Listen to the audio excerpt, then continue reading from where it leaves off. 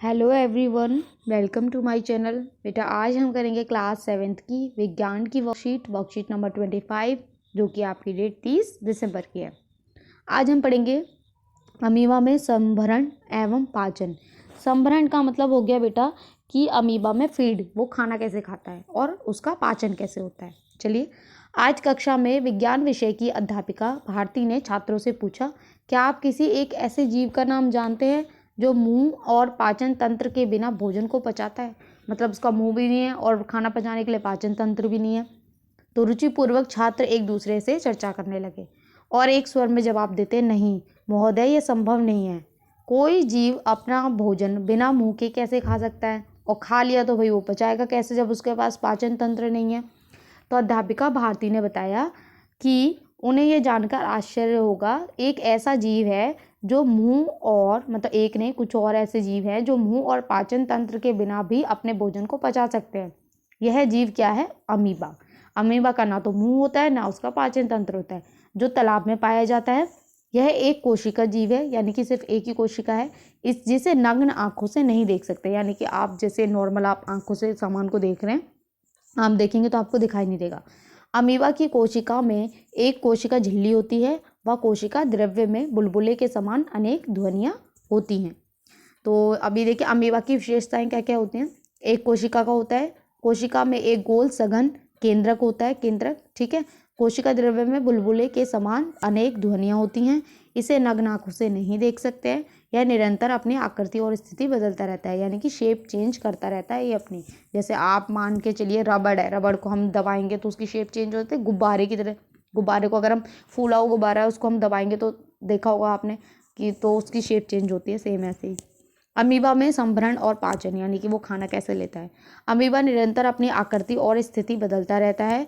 यह एक अथवा अधिक अंगुली के समान प्रवर्धन निकालता रहता है, जिसे पादप यानी कि कृत्रिम पाँव। कृत्रिम पाँव का मतलब बेटा झूठा पाँव, ठीक है। कृत्रिम का मतलब बना हुआ पाँव, जो असली पाँव नहीं है उसका।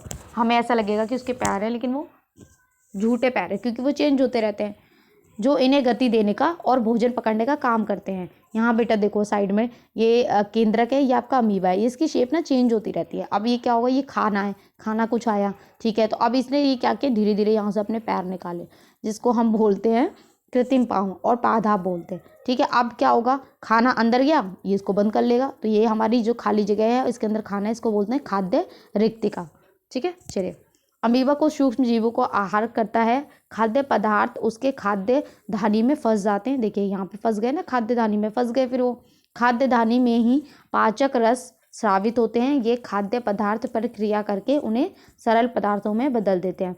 पचा हुआ खाद्य धीरे धीरे अवशोषित हो जाता है। अवशोषित पदार्थ अमीबा की वृद्धि, रखरखाव और गुणन के लिए उपयोग किए जाते हैं। बिना पचा अपशिष्ट खाद्य धानी द्वारा बाहर निकाल दिया जाता है, यानी कि जो खाना पचता नहीं है उसको खाद्य धानी से बाहर निकाल देते हैं, ठीक है। खाद्य रिक्तिका बोल सकते हैं या खाद्य ध्वनि भी बोल सकते हैं। चलिए आगे देखते हैं। ये एक तथ्य है कि अमीबा और मानव में क्या समानता है और क्या डिफरेंस है, ठीक है। अमीबा और मानव पोषण के बीच समानता क्या है, मतलब क्या एक जैसा है। दोनों में पाचन रस जटिल खाद्य पदार्थ को सरल पदार्थों में परिवर्तित कर देता है।